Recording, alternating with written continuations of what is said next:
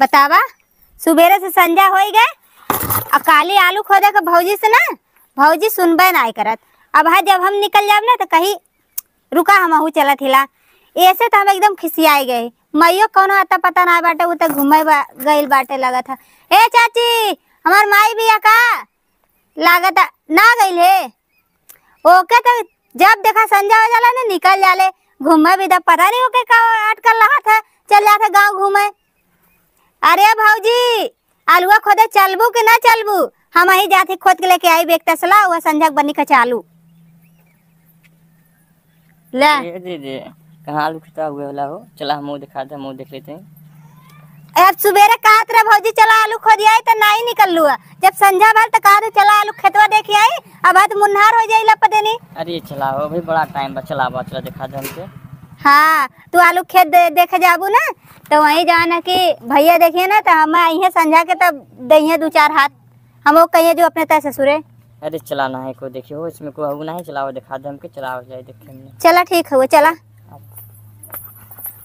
अरे साइकिल कटे और पंचर भइल बलम गिर गई ना ए भौजी बताए जब तो के जात रहना देखा सब जना ना तो हम कहली कि पता नहीं निक होई कि न होई भौजैया हमरे मन के होई कि न होई लेकिन जब तो के हम देखली ना हमार करजवा एकदम ठंडा हो गया कि हमार भौजैया एकदम 1 नंबर के बाद। अरे हमके जेही देख लेते ही इसी पागल हो जाला। हाँ करे भौजी तोरे नैहरवा में तब मिला पगला गए रहे। अरे तू पूछत हो भाई हम लाइन लगत रहल।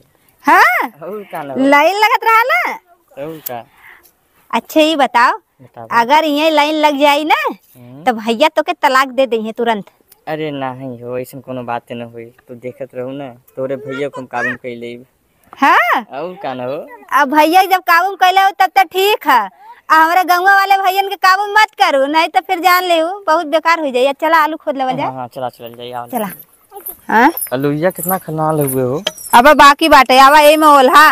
अरे चला चला अब देखा बचाई के देखा बचाए के ओलो नहीं तो फिर हो जाए ना कांड माई कही कि गैल एक और नुकसान कर दे। अरे चला कुछ ना चला आवा आवा ओल्हा जल्दी डकावा ना तू तो एकदम सही कही तो जहाँ देखा तहाँ हमेशा निहुरले रहा हूँ। आओ देखा यह मेरी यह 3 मेढ़ी खुदाए। अच्छा हाँ तब आज बनी तू खोदबू तो हम खोद दिल हो हम ऐसा खोदिम ना फिर तू देखत रहू। सच्ची में तो और कहा बहुत नैहरवा में खोदले रहलू का बहुत खोदले हिला हो हम कै जने खोदवाए रहो भौजी बहुत दिन खोदले रही तू देखत रहा खाली बस। सच्ची में और का ना हो मास्टर हिला इस सब चीज में माहिर हिला एकदम।